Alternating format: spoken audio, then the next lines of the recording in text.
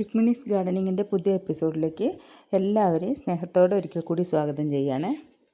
ഇത് സെയിലിനായിട്ട് ഞാൻ Hoya propagate ചെയ്തിട്ടുള്ളതാണ്. അപ്പോൾ ഏകദേശം 2-2.5 മാസമൊക്കെ ആയിട്ടുള്ള തൈകളാണ്.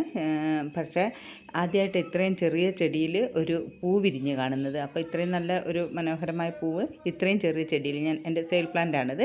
ഇതിൻ്റെ മുകളിൽ പൂ കണ്ടപ്പോൾ ഞാനും അന്തം വിട്ടുപോയി. കാരണം ഇത് ട്രേയുടെ ഉള്ളിൽ പൂവാരോ കൊണ്ടുവച്ച പോലെയാണ് ഇരുന്നത്. പിന്നെ ഞാൻ എടുത്ത് നോക്കുമ്പോൾ അത് നമ്മുടെ നട്ട് വേര് പിടിപ്പിച്ചിട്ടുള്ള ചെടിയിൽ കണ്ടില്ലേ, നല്ല പൂവാട്ടോ. ഒരു 4-5 ഇലകളെ ആയിട്ടുള്ളൂ. അപ്പോഴേക്കും കണ്ടോ നിറയെ പൂക്കളായിട്ടുണ്ട്. അത് നിങ്ങളെ ഒന്ന് കാണിക്കാമെന്ന് വിചാരിച്ചു. ഈ വലിപ്പത്തിലുള്ള 10 തരം ഹോയയുടെ ചെടികൾ നമുക്ക് സെയിലിനുണ്ട് കേട്ടോ. 10 ചെടിക്കും കൂടെ 650 രൂപയാവുന്നുള്ളൂ. അതുകൂടി പറഞ്ഞിട്ട് ഞാനിത് വൈൻഡപ്പ് ചെയ്യാമെന്ന് വിചാരിച്ചു. നല്ല ഹെൽത്തി ആയിട്ടുള്ള ചെടിയാണ്. ഈ കാണുന്നത് തന്നെയാണ് പ്ലാന്റ് സൈസിൻ്റെ വലിപ്പം. 10 വെറൈറ്റി ഉണ്ട്. ലീഫിലും പൂക്കളിലും വ്യത്യാസമുള്ള 10 ചെടികളുണ്ട്. കുറച്ച് പൂക്കളുടെ ഫോട്ടോ ഞാൻ ഇട്ടിട്ടുണ്ട്, 10 ഒന്നും ഇട്ടിട്ടില്ല കേട്ടോ. അപ്പോൾ ഇങ്ങനെയുള്ള ഈ കളർ ചെടികൾ, ഈ പൂക്കളുടെയൊക്കെ ചെടികൾ നമുക്ക് സെയിലിനുണ്ട്. താല്പര്യമുള്ളവർ ഞാനിതിനകത്ത് വാട്സപ്പിൻ്റെ നമ്പർ ഇടുന്നുണ്ട് കേട്ടോ. അപ്പോൾ കോൺടാക്റ്റ് ചെയ്തോളൂ.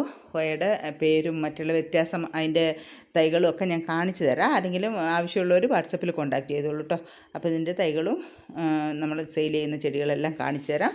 അതുപോലെ ഹോയയെക്കുറിച്ച് കൂടുതൽ അറിയാനുള്ളവർ ചോദിച്ചോളൂ.